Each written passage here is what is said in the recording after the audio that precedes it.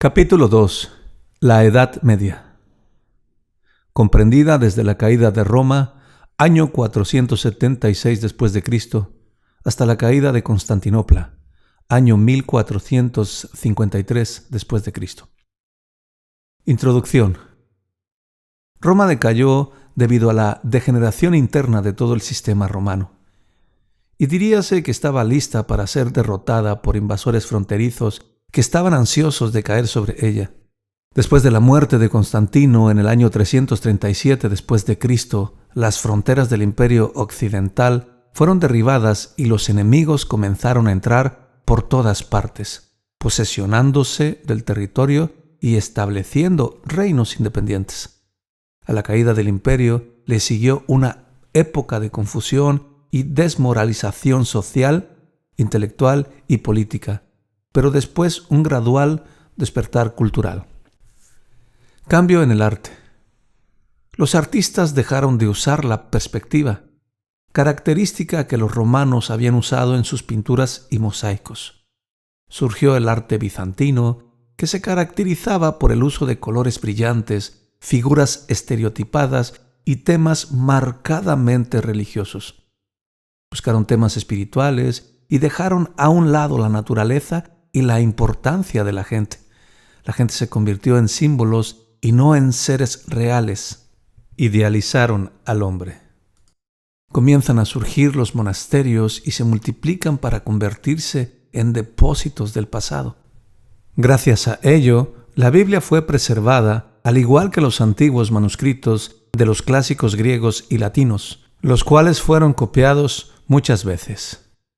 Alejamiento de las raíces cristianas. Sin embargo, el cristianismo original y primitivo del Nuevo Testamento se fue distorsionando. La iglesia del primer siglo se reunía en casas en números reducidos, donde se predicaba y se enseñaba en base principalmente a la palabra de Dios, la cual era tenida como la palabra absoluta e infalible de Dios. Hechos capítulo 5, versículo 42. Creyeron en la veracidad de la palabra y no tanto en la experiencia religiosa. En primer lugar, la autoridad de la Iglesia fue colocada por encima de la enseñanza de las Escrituras, pensamientos humanos por encima de los de Dios. En segundo lugar, se da énfasis a los méritos del hombre para salvación, en lugar de la obra de Cristo solamente. Cristo deja de ser suficiente, requiere de la ayuda del hombre.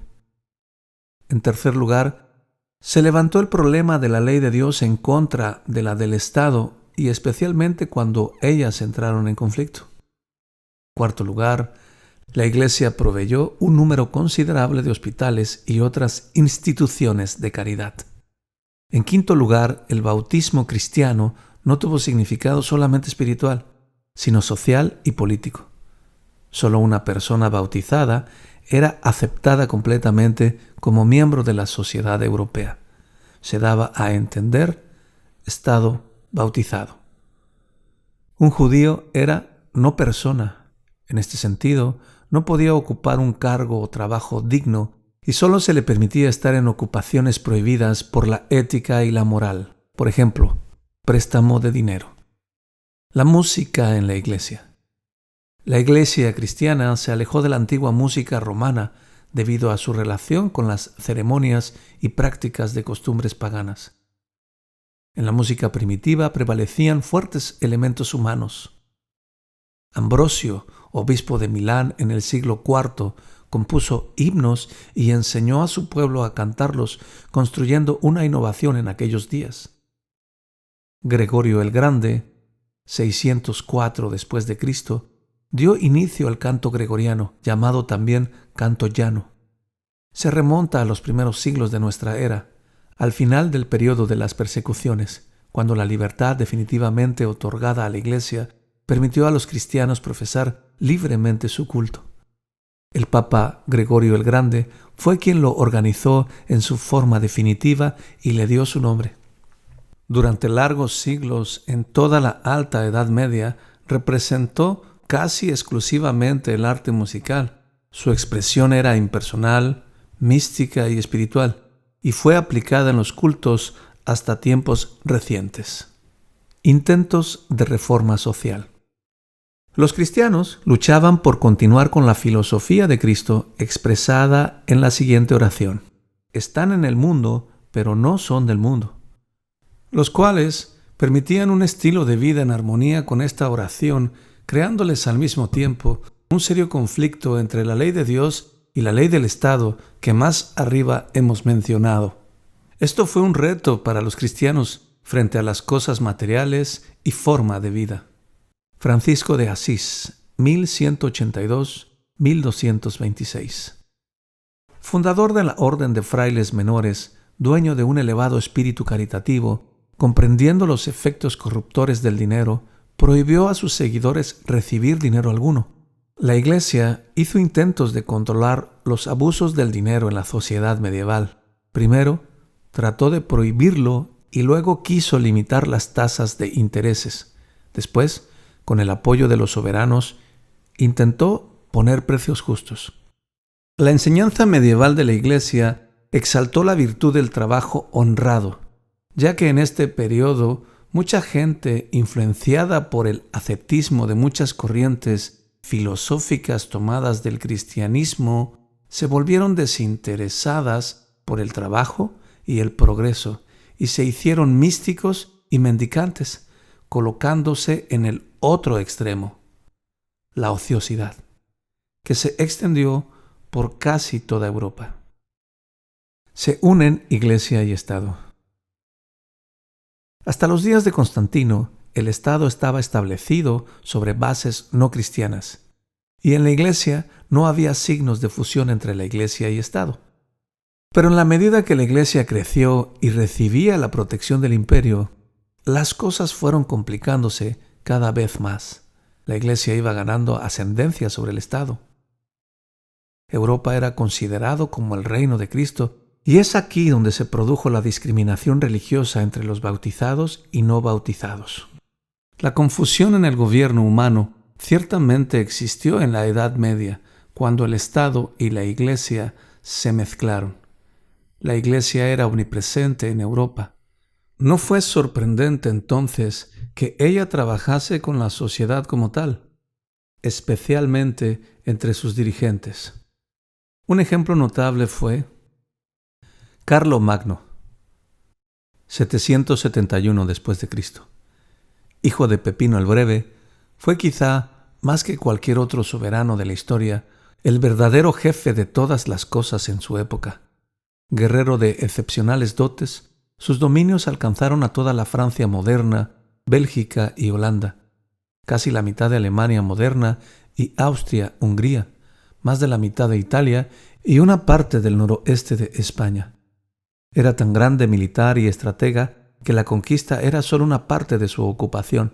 A él se le debe en gran parte la extensión del cristianismo por toda Europa y por medios pacíficos.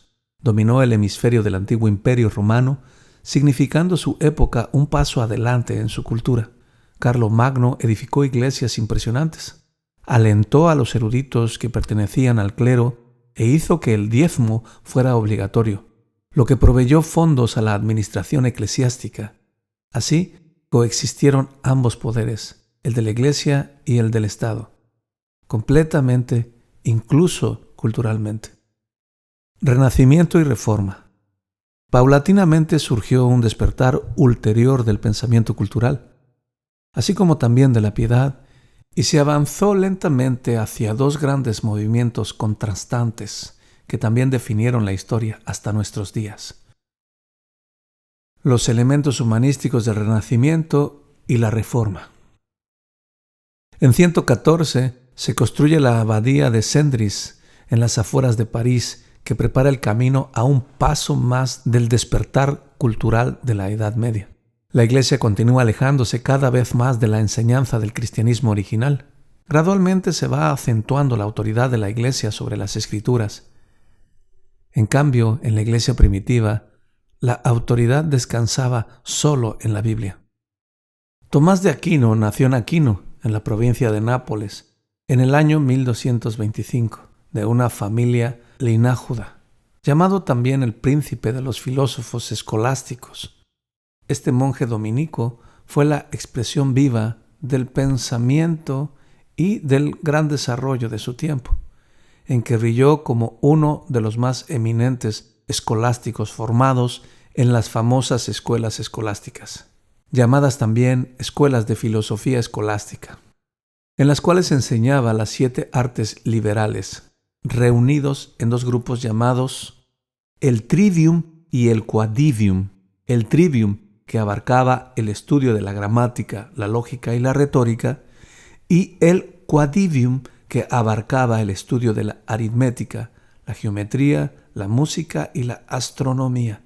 En la escuela escolástica predominaba la doctrina aristotélica, en concertación con las diversas doctrinas religiosas. En este contexto se había formado Santo Tomás de Aquino. Aquino tenía una visión incompleta de la caída del hombre. Él decía que el hombre estaba degradado en su voluntad, pero no en su intelecto. De esta manera introdujo el pensamiento filosófico de Aristóteles. Aristóteles puntualizó las cosas individuales a nuestro derredor y los particulares. El problema entonces es cómo encontrar un último y adecuado significado para las cosas individuales. Y más importante aún, cómo encontrar un significado para el hombre, para la vida. ¿Y cuál será la base humana para la moral, para los valores y para la ley? Más tarde, la combinación de la enseñanza bíblica y la filosofía no cristiana planteó esta cuestión. ¿Es la Biblia realmente necesaria? ¿Se puede llegar a la verdad sin tener que consultarla?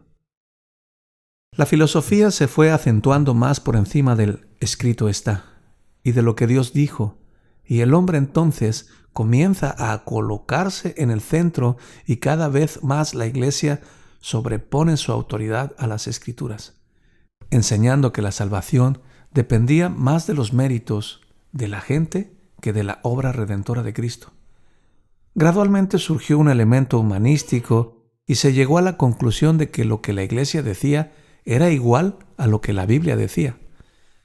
Esto condujo a un diferente énfasis en la forma de acercarse a Dios, a través de la obra agregada al mérito de Cristo o a través del mérito mismo de Cristo.